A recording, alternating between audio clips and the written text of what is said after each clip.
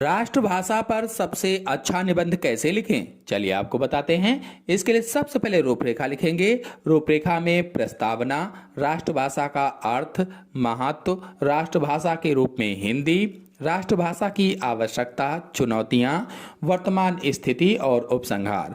पहली हेडिंग डालेंगे प्रस्तावना और लिखेंगे, किसी भी देश की पहचान उसकी राष्ट्रभाषा से होती है। वह भाषा जो पूरे देश को एक सूत्र में पिरोती है उसे राष्ट्रभाषा कहते हैं। भारत एक विशाल देश है और यहाँ की राष्ट्रभाषा हिंदी है। यह हमारे सम्मान और गौरव का प्रतीक है। फिर अगली हेडिंग डालेंगे राष्ट्रभाषा का अर्थ। राष्ट्रभाषा का सरल अर्थ है पूरे राष्ट्र की भाषा। यह वह भाषा होती है जिसका उपयोग देश के अधिकांश नागरिक अपने दैनिक जीवन और बातचीत में करते हैं। फिर अगली हेडिंग डालेंगे राष्ट्रभाषा का महत्व। राष्ट्रभाषा अलग अलग प्रांतों और धर्मों के लोगों को एक दूसरे से जोड़ती है। राष्ट्रभाषा के माध्यम से हम अपनी प्राचीन सभ्यता और संस्कारों को जीवित रख सकते हैं। जब पूरे देश की एक भाषा होती है तो व्यापार, शिक्षा और प्रशासन में आसानी होती है।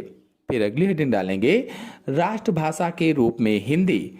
हिंदी भारत के एक बड़े हिस्से में बोली जाती है।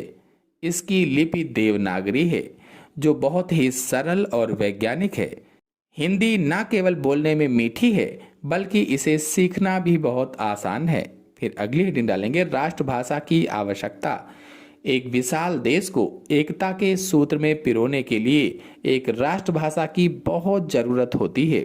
जब अलग अलग प्रांतों के लोग एक दूसरे की भाषा नहीं समझ पाते तब राष्ट्रभाषा ही उनके बीच पुल का काम करती है। फिर अगली हेडिंग डालेंगे चुनौतियां। कुछ लोग अपनी क्षेत्रीय भाषा को हिंदी से ऊपर मानते हैं जिससे विवाद पैदा होता है। हमें यह समझना चाहिए कि राष्ट्रभाषा किसी क्षेत्रीय भाषा की दुश्मन नहीं बल्कि उसकी सगी बहन है। हमें अपनी मातृभाषा के साथ साथ राष्ट्रभाषा का भी सम्मान करना चाहिए। फिर अगली हेडिंग डालेंगे वर्तमान स्थिति। आज के समय में हिंदी का महत्व और भी बढ़ गया है।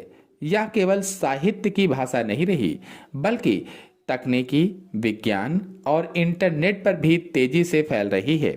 फिर अंतिम हेडिंग डालेंगे उपसंहार और लिखेंगे राष्ट्रभाषा किसी भी देश की आत्मा होती है। हमारा कर्तव्य है कि हम अपनी राष्ट्रभाषा का सम्मान करें और दैनिक जीवन में इसका अधिक से अधिक प्रयोग करें। हमें अपनी राष्ट्रभाषा पर गर्व करना चाहिए। जब हम गर्व से हिंदी बोलेंगे और लिखेंगे तभी इसे सही मायनों में राष्ट्रभाषा का सम्मान मिल पाएगा। इसी के साथ आप सभी लोगों को धन्यवाद।